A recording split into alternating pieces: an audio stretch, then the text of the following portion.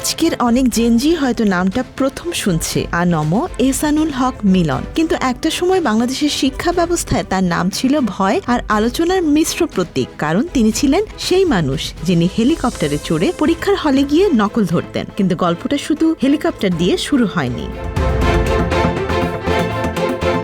America থেকে রাজনীতিতে।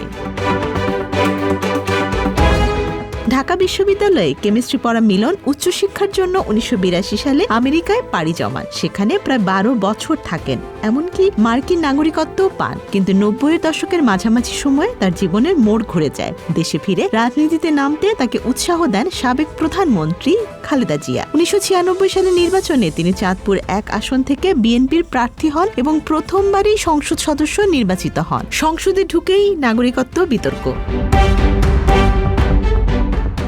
সংসদ শুরু হওয়ার কিছুদিনের মধ্যেই ঘটে নাটকীয় ঘটনা। তৎকালীন স্পিকার হুমায়ুন রশিদ চৌধুরী তার কাছে অভিযোগ আসে মিলনের আমেরিকান নাগরিকত্ব আছে, তাই তার সংসদ সদস্য পদ বাতিল করতে হবে। বিতর্ক আলোচনা ছাড়াই তার এমপি পদ বাতিল করা হয়। এরপর মিলন আদালতে যান। মামলা দীর্ঘদিন চলে। এই সময়ে তিনি পাল্টা একটি বড় তথ্য বের করেন। তৎকালীন প্রতিমন্ত্রী আবুল হাসান চৌধুরী, তারও ব্রিটিশ নাগরিকত্ব রয়েছে। দেশ জুড়ে শুরু হয় রাজনৈতিক বিতর্ক।